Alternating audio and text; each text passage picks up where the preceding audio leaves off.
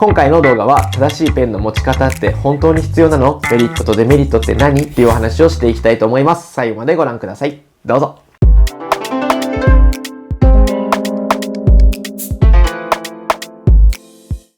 皆さんこんにちは、上平大我です。今回は正しいペンの持ち方が本当に必要なのかどうかというお話をしていきたいと思います。以前このような動画を出させていただきました。正しいペンの持ち方、ながらで矯正する方法ということで出させていただいたんですけれども、こちらのコメント欄でですね、これから挑戦していきますという方であったりとか、挑戦してみてこういう結果になりましたみたいなたくさんのご報告やコメントをいただきまして本当にありがとうございます。実際ですね、いろいろ見ているとお役立ちできているようなことが多くて非常に私も嬉しく思っております。ただそんな中でもですね、コメントもそうですし、あとメッセージとかもそうなんですけれども、実際に正しい持ち方を本当にする必要があるんでしょうかっていうような疑問を持たれている方っていうのはですね、たくさんいらっしゃいます。もちろん私もそれは思っています。というのもですね、正しい持ち方を推奨しておりますし、一般的にしっかりとですね、小さい頃からそういった教育っていうものはされていると思います。とは言いつつも、いざ周りを見た時にどうでしょうか。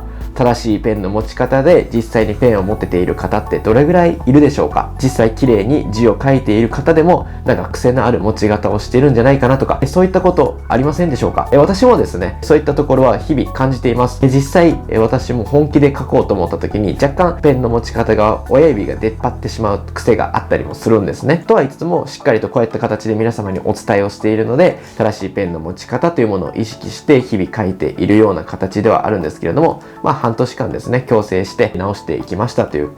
経験もあるんですが、実際今回は今持ち方が変で、そこそこ字が綺麗に書けますよ。でも正しいペンの持ち方が必要だと言われました。じゃあどうすればいいの？そんなことを考えている人にとってすごいお役立ちできる内容になってるんじゃないかなとは思います。ちなみにこのチャンネルでは美文字に関することや書道に関すること、お役立ち情報を配信しています。まだチャンネル登録してないよっていう方は、ぜひですね、最後まで見ていただいてチャンネル登録していただけますと非常に嬉しいです。では早速ですね、本題というところで今回はメリットとデメリットのお話をしていきたいと思います。今回のメリットデメリットに関しては、もともと癖のある持ち方をしている、だけど字はそこそこ綺麗に書けている、これから文字を練習するために本当に変えていく必要があるのかどうか、そういった疑問を持っている人が矯正する上で、感じてもらえるメリットデメリットですね、ここをお話ししていきたいと思います。では早速ですね、メリットの方からです。メリットに関しては2つあると思っています。1つは力まずに書けること、2つ目は見た目がかっこよくなることです。この2つですね。では1つ目の力まずに書けるというところなんですけれども、力まずに書けるということはすなわちどういうことかというと、疲れにくい、長文が書ける、早く書けるということになります。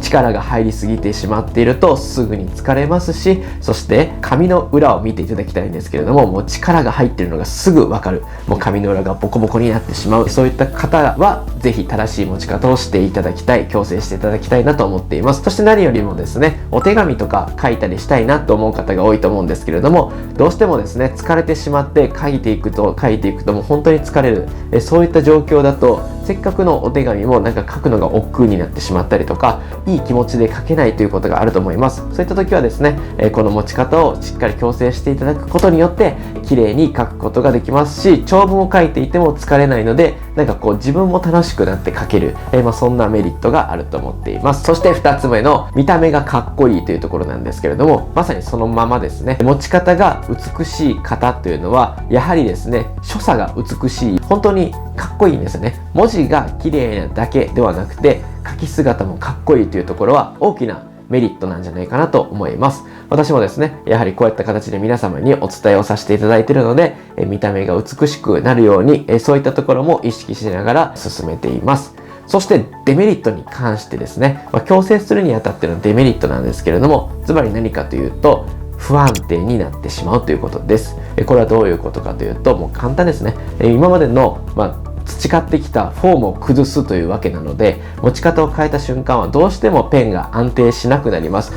こんな感じでいいのかなという疑問、かなり強くなります。そして実際に文字を書いても正直うまく書けないと思います。これはもうフォームを変えてすぐなので当然のことだと思うんですね。もう例えばスポーツで例えてもそうですよね。今までテニスをやっていました。決まったフォームで頑張ってやっていました。もう10年やっています。でもコーチに言われました。あなたが大会に勝つためにはもっとこういうフォームでやりなさいと。そこで変えようとしました。だけど昔のフォームがなかなか取れない。そして変えたとしてもうまく打てない。だからまた元のフォームに戻してしまう、そういったことがあると思います。でもそこはぐっとこらえてください。もうデメリットの部分であるとお伝えしたんですけれども、これはもうデメリットでも何でもなくて、実際練習していく過程の中で必ず通る道だと思っています。なので、最初は不安定になると思うんですけれども、実際ですね、諦めずに最後まで一生懸命もうできたって自分が実感できるまで、継続していただくということが一番大事なのかなと思っております。はい、というわけで簡単にですがメリットデメリットについてお話をさせていただきました。デメリットの部分に関してはほぼほぼ先ほどもお伝えしましたがデメリットではないのでメリットばかりというところではあるんですけれども、実際正しいペンの持ち方っていうものを、していくかどうか悩んでいる方はですね、ちょっと怖いもの見たさという部分もありますし、挑戦という意味もですね込めて、一回やってみるといいんじゃないかなと思います。私もですね、昔から持ち方が悪くて、しっかりと持ちなさいよというのは言われてたんですけれども、それこそ先ほどのお話と一緒で、なかなか変えることができなかったんですね。なのでもうずーっとそのまま行ってだいたい20歳前後ぐらいまでは変な持ち方で癖づいたまま進んでいってました。ただ、こういった形で書道家としてお仕事をさせていただく上で、そんな書道家が持ち方変だったらおかしいよねっていうところで自分自身も気合を入れて直そうと思って一生懸命、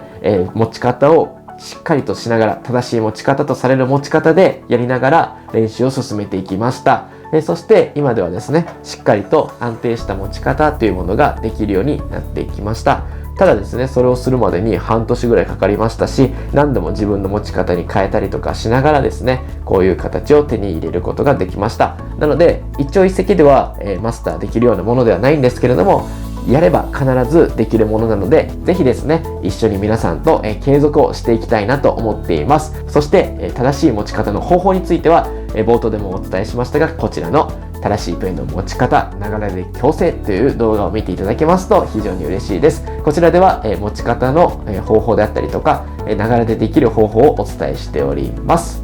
はい、というわけでいかがでしたでしょうか。この動画が良かったと思ったらチャンネル登録、高評価、そしてコメントいただけますと非常に嬉しいです。また次回の動画でお会いしましょう。さよなら。